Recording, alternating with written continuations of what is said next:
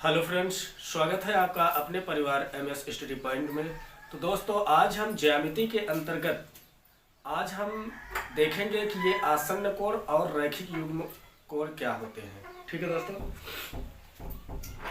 सबसे पहले हम चलते हैं आसन्न कोण के विषय में चर्चा करते हैं। आखिर आसन्न कोण होता क्या है? आसन्न कोण का मतलब होता है ऐसे दो कोण जिनमें एक रेखा उभयनिष्ठ हो और एक बिंदु उभयनिष्ठ हो। कहने का मतलब ऐसा दो कोण जो एक उभयनिष्ठ जिसके एक उभयनिष्ठ बिंदु हो, ठीक है, और उसके एक उभयनिष्ठ रेखा हो, ऐसे कोणों को हम आसन्न कोण कहते हैं। जैसे आप यहां पर देख रहे होंगे कुछ इस प्रकार से।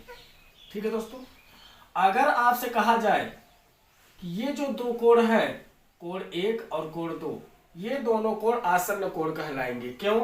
क्योंकि ये दोनों कोणों का एक उभयनिष्ठ शीर्ष है, ठीक, या एक उभयनिष्ठ बिंदु पर बन रहे हैं, या इन दोनों कोणों का एक उभयनिष्ठ शीर्ष है, और आप बीच में देख रहे हैं कि एक उभयनिष्ठ रेखाखंड है।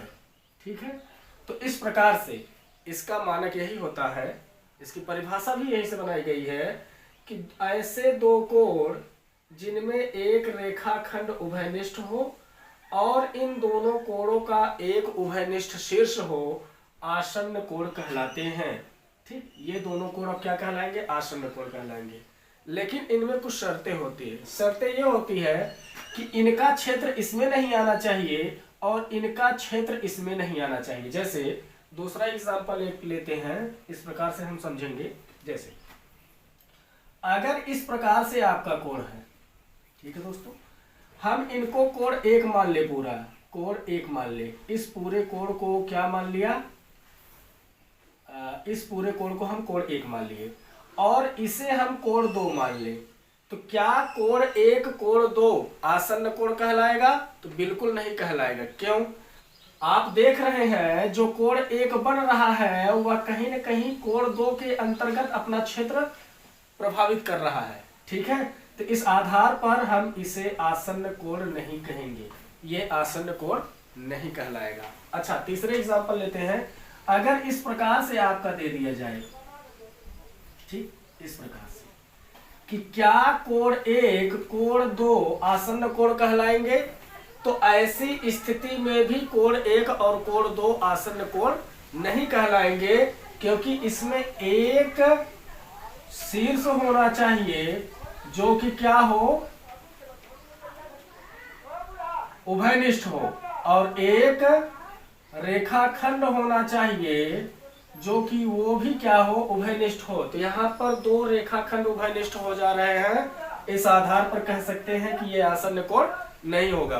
अब कहने का तात्पर्य है, अब आप समझ गए होंगे, ऐसे दो कोण जिसमें एक उभयनिष्ठ रेखाखंड हो और एक उभयनिष्ठ शीर्ष हो, इनका क्षेत्र इसमें ना आता हो न इनका क्षेत्र इसमें आता हो, ये आपके आसन्न कोण कहलाते हैं। क्लियर हो गया दोस्तों? चलिए आगे बढ़ते हैं। अब पहुंचते हैं हम रैखिक युग्म कोण पर कि आखिर ये रैखिक युग्म कोण क्या होते हैं।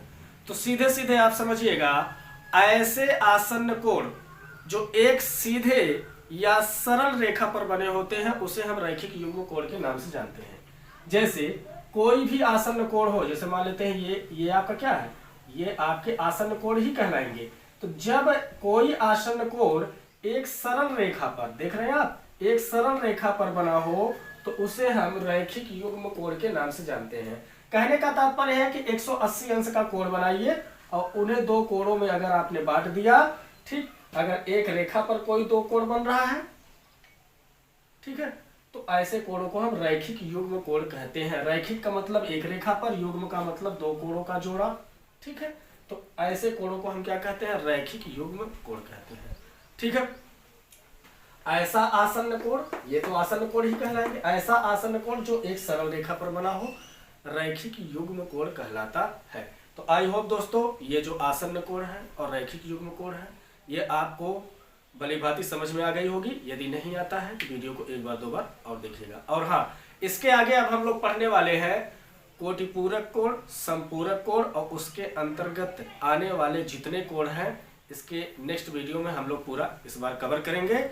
तो बने रहिए और यदि आप हमारे चैनल पर नए हैं तो चैनल को लाइक, सब्सक्राइब और शेयर करना बिल्कुल ना भूलिएगा। इन्हीं बातों के साथ धन्यवाद।